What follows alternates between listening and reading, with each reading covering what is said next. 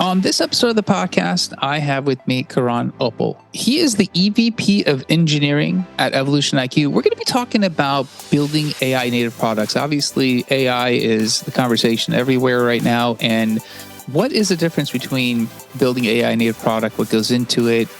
And Karan's got a great background to talk about this. I'm super excited to have you on. Thank you, Amir. Very excited to be on here as well. Absolutely. So before we start, let's just find out what does Evolution IQ do? And also, as the EVP of Engineering, what are some of the responsibilities you have? Absolutely. So Evolution IQ is a company that builds claims guidance platforms for insurance carriers, specifically currently operating in the group disability insurance space, the workers' comp insurance space. Those are the two primary insurance markets that we operate in. And what we aim to do is provide day-to-day guidance on what are the next best actions to take on a claim, such that there's an optimal use of examiner time and their attention is focused on claims that can benefit most from their attention, and we're able to help send more people back to work. That's why the target is also towards workers' compensation insurance and group disability insurance.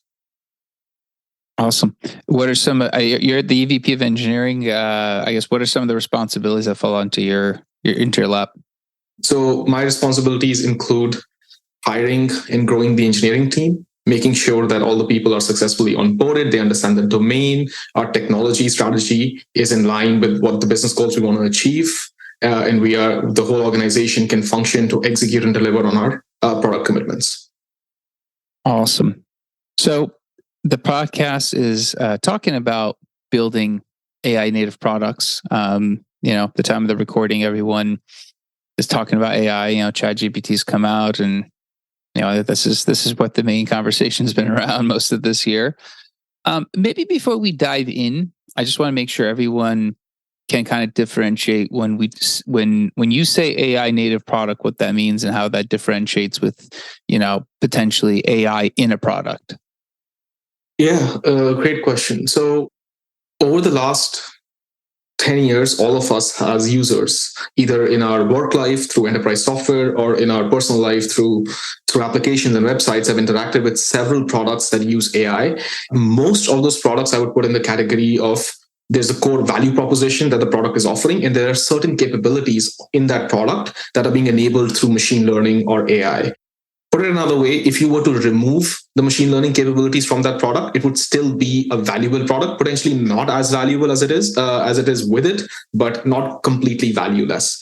AI native products sort of flip that. So a product that everyone might be familiar with that comes to my mind first when I think about AI native products is TikTok.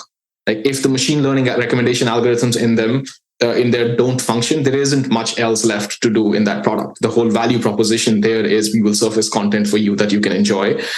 So that's kind of an example. And they don't rely on stuff like user graph and follow graph that more traditional social media companies like Instagram rely on. I mean, the Instagram recommendation algorithm could be not that great, but you can still derive some value from the fact that you're seeing content from people you know. Right. So that's an example. Not the example that comes to mind as an AI native product, although they're heavily dependent on their AI functionality now for their actual business, which is ads. So that's kind of how I think about AI native products. And that's also what we build here at Evolution IQ. A lot of what we do when I was talking about claims guidance is looking at what the next state of a claim will be. And based on that, is that a desired state or a less desired state? And what corrective actions are the best actions to take such that the insurance company and the claimant can both benefit from taking that action? And if we can't relatively accurately predict what that is, then there isn't much value left in the product. So almost every single capability and functionality in our product is enabled through predictive analytics and machine learning. Interesting. So I appreciate that distinction because I think that really helps kind of give it some context. And just to kind of, and maybe we'll use Evolution IQ because I think it's a good example. It's your company. I think it'd be interesting. So as a product that is AI native, meaning without the AI, the product is has far less value, almost, might not be a viable competitor to the alternative products out there. When you guys are out there, I know you're not the sales team, but I'm just curious, when you see your product being positioned, how much explanation has to happen that this is AI native and this is why it's giving you the advantage versus, hey, this other product does have some ML, and AI algorithms in it, but it's really not what the core product is. It's not tuned for potentially giving you the same results. Is there a distinction when you're talking to people out in the market and kind of comparing products? Yes, very much so. So, having been a very early member of Evolution IQ, I have been in several sales and client meetings. Not as much anymore. We have a full-fledged sales team now. But the way we talk about this when we position our product to our clients, to when we market it, the first focus is the problem that we are trying to solve. That will always be the first focus for anybody who wants to sell an actual product and make money on it. So it has to start with like, what are the challenges the claims organizations are facing? But in the sales process where AI comes into play is the kind of challenges that we're highlighting. What we try to tie it back to is how only AI can help solve that, and why traditional systems can't solve that.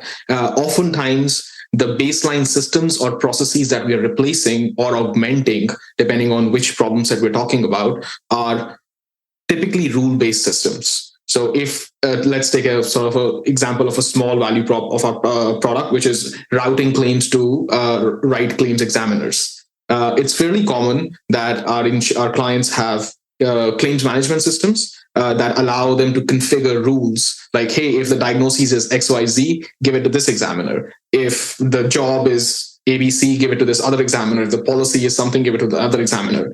Those kind of systems are basically designed based on human experience and some anecdotal checks. And even if those rules are grounded in data on occasion, maintainability and scalability of those systems is very, very hard and very, very intensive from a manual standpoint. So you can replace all of that and also allow you to take into account more than the number of dimensions a human ever thinks about. Rarely do we humans talk about beyond 2, 3, or 4 dimensions at any given point in time. It's hard to reason about that, or certainly it's hard to articulate that even if it's not hard to reason about it. So you won't see rules that are kind of 10 levels deep and each one having appropriate weights around it.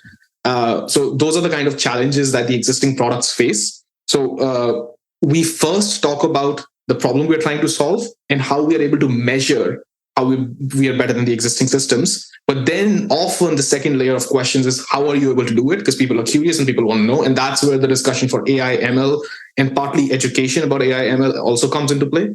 And that's how we talk about it. Interesting. I guess I was kind of listening to you describe that. And, I was thinking, I wonder how differently the engineering team makeup is. Because obviously, we're talking about a product where the AI component has so much value in the product. It's so much of the driver of the product that potentially the organization values it differently in terms of it being a function within the org. I wonder how central and how in front it is. I guess maybe talk to us a little bit about, how engineering and how the AI teams are, work differently, or how they operate versus maybe traditional non-native AI software.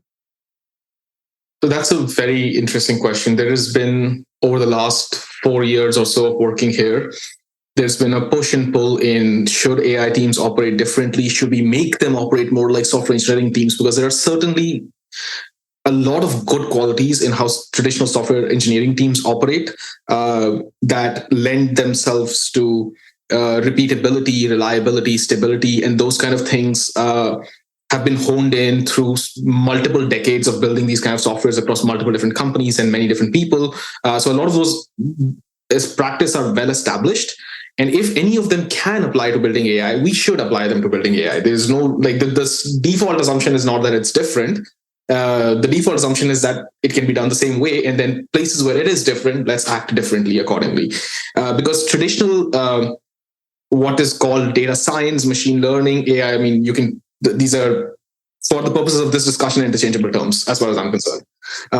They've been done, the version of them that has been done for a long time has not focused as much on repeatability, scalability, but has more focused on kind of just being able to do interesting things, even if nobody can actually ever repeat them.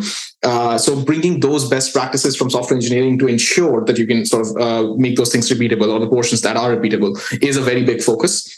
But where it's also different is that if I identify a problem in the traditional software engineering space, I chart out, like, I'm going to do step 1, 2, 3, 4, 5. The variable there is how long things take, or maybe you run into some bugs or unknowns if you're working on a relatively older code base where you might not be that experienced, that introduce some variability in outcome, but that variability is significantly lower than the variability introduced when you're working on a machine learning setup, especially when the requirements are not grounded in reality. So if you start with an idea of, like, I want to build this product and it must have this much accuracy or this much precision or this much recall or whatever metric you care about, right? I can tell you the sets of experiments I'm going to run. I can't guarantee you that I can hit that number without having spent some time with the data, what is possible, what is not possible. So there is and that variability is in addition to any and all variabilities that come with building traditional software. Because at the end of the day, if I have to run some AI experiments, I have to write some Python code, some C++ code, what have you. So I have to build the software and then I have to run it and see, does it work? And the definition of working is not binary also.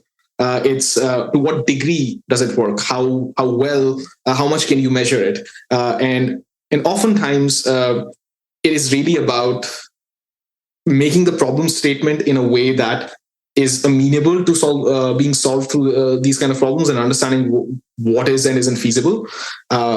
So it has just the outcomes have more variability. That is the main difference. And most of the things we do differently in AI-based products is designed around accounting for that. Because at the end of the day, you have to be able to commit to a timeline to your clients, to sales, to product, to what have you, and you have to deliver on it.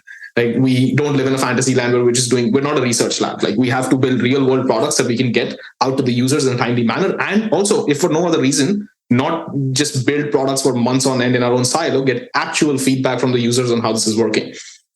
So most of the things we do differently are designed around solving for that.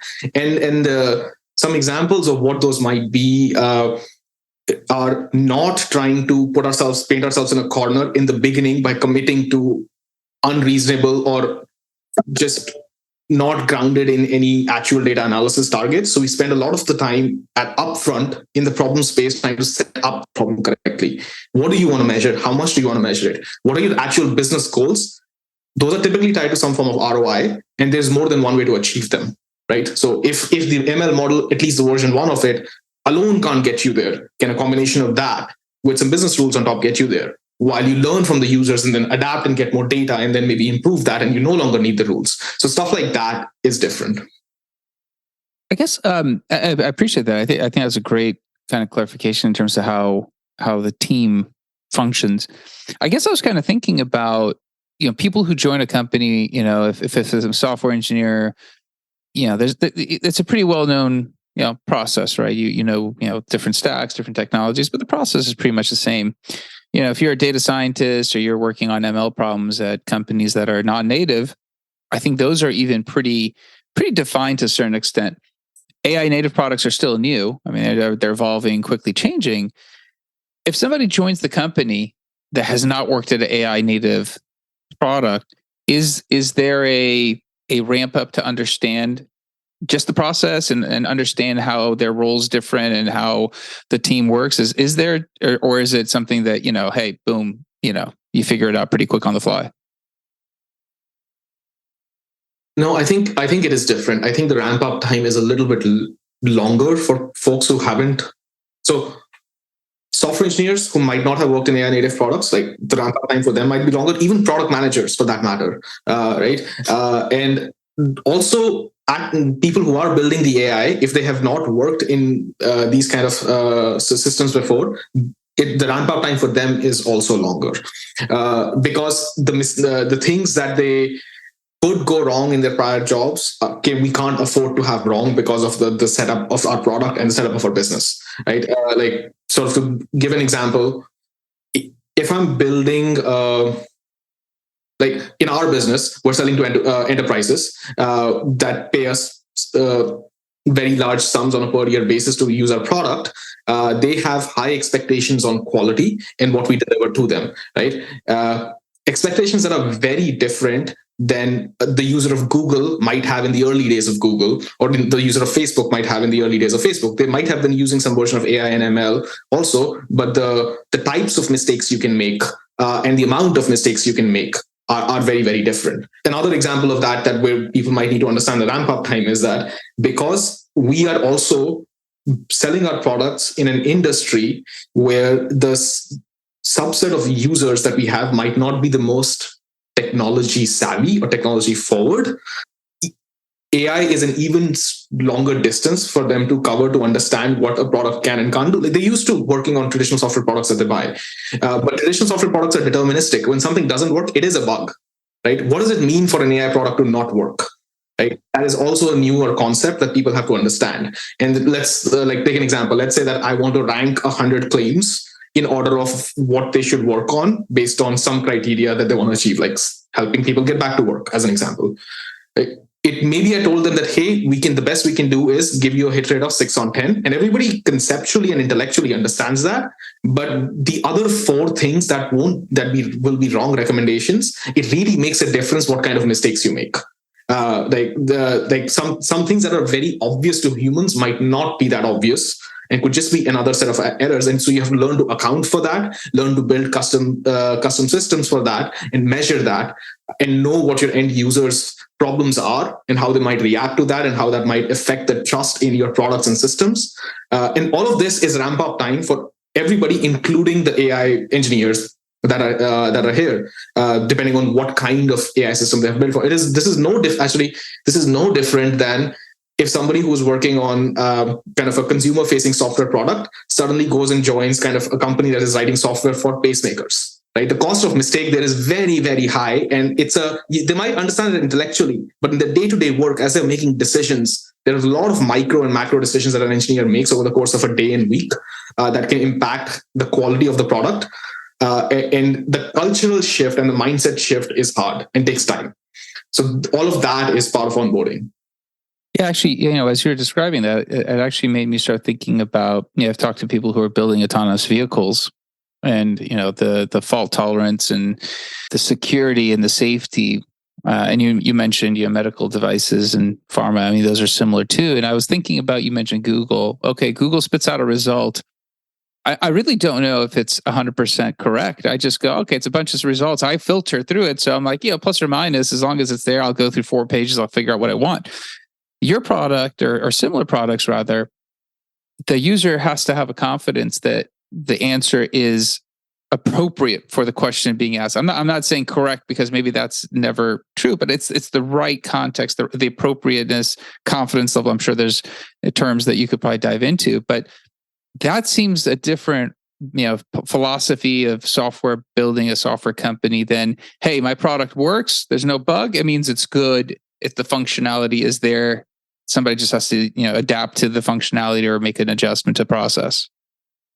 I guess let me ask you this question, because when you're mentioning ramp up, I know you guys obviously went through a pretty big growth period, obviously, during the whole boom of AI and tech. But when you're looking to bring on a lot of people, this sounds like a slower process. Like, it doesn't sound like, hey, we'll hire 10 people tomorrow and 10 people are going to come in here and crank out product. It sounds like you mentioned there's a ramp up period.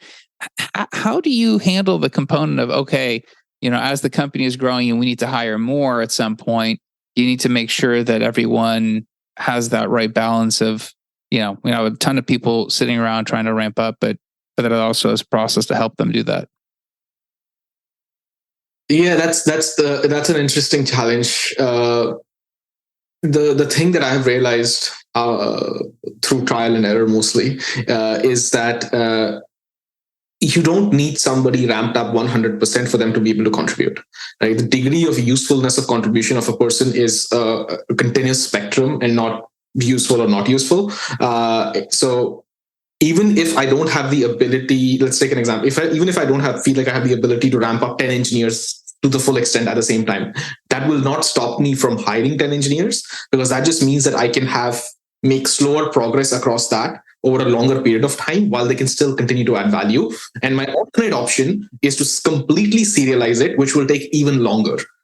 So that's a business decision effectively on when I need them and how longer can I delay the building of the product, and how I set up my organization to leverage the people in a more scalable manner that are already onboarded. Stuff like we introduce mentorship programs internally, and kind of how the teams are organized. What we found, and we did a reorganization at this point, like 4 months back, where we put AI and non-AI engineers together in sort of product-oriented teams. Such that they can learn from each other on the different trade-offs. And people are aligning people more to problem domains rather than solution domains. And it's not useful to me if somebody comes and be like, I'm a machine learning engineer, I don't care. Tell me what problem you can solve for me and what product you can build. And it just so happens that a lot of those need machine learning and AI from our standpoint. But putting them, like doing things like these, where how you align the organization, what people you partner them with, how you can scale the people, even if temporarily, to help onboard other people partially while they can start onboarding other people. These are the kinds of things I have to do, because out of all of these things, the last thing I want is slowing down the growth of the business because I can't onboard people fast enough. So that's not an option for me, and that's my decision of how I want to go about it. But our business is doing well, things are selling. We want to continue doing that. That putting brakes on that is not an option. So that's kind of how we go about it. I guess I was going to ask you, as you're kind of focused on the future and you kind of see the growth of AI and hiring. Obviously, hiring must have been slightly different when people were first joining the company versus now everyone wants to join companies in AI. Have you seen a different level of people applying and just being excited about joining an AI native company? Is that something you've noticed? So. For Evolution IQ, I've been hiring since beginning of 2020, and AI wave has not changed the rate of excitement, but the market economy has changed. It was significantly harder to hire in 2021 than it was in 2022. Because not just for the fact that there's more supply in the market, but also for the fact that it was even harder for candidates to have meaningful signals to tell what companies are actually doing well versus what companies are not, because there was so much noise in the market because of just free money floating around and valuations going up and all of those things, right? Even for me, it's not like for other people. Even for me, it was hard to tell. When that changes, if you're able to find the people that sort of match the criteria that you need, convincing them that we are a good company to join becomes significantly easier. And the top tier talent for different areas, it's what I was expecting to happen is that, in 2021 every person has like 2 additional offers and that would suddenly go down in this market. I have not seen that for sort of people who are really strong in their fields. So and every company kind of tries to hire for the best person that they can hire for. That did not change much, but what did change is now when I talk about how our business is doing well, that lands a lot better with people.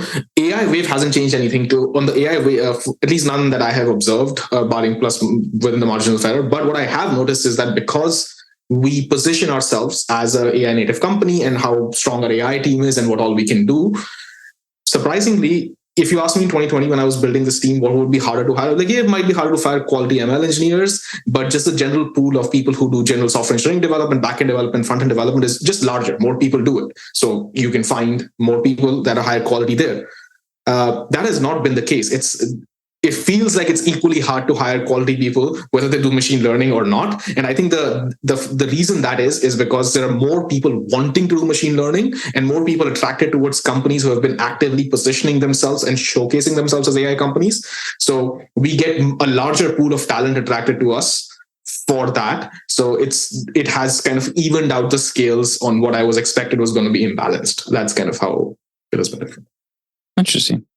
Well, Karan, I was going to say thank you for coming on and sharing. If somebody does want to get in touch with you to connect with you or pick your brain on anything you've talked about, what's a good way of getting hold of you? The best way is through email. So my email is karan@evolutioniq.com. Feel free to email. I check it pretty often. Awesome, man. I really appreciate it. I think great insights, and I appreciate your time. Thank you. It was great having here and great discussion. Absolutely. That's it for this episode. Be back again, different guest, different topic. Until then, two things. Share the podcast with somebody else that might enjoy it or like it. That's how we've been growing. So I appreciate everyone that does that every week. And secondly, comment, like, subscribe. Let us know what you think about the podcast. That's how we're going to improve it. Until next time. Thank you and goodbye.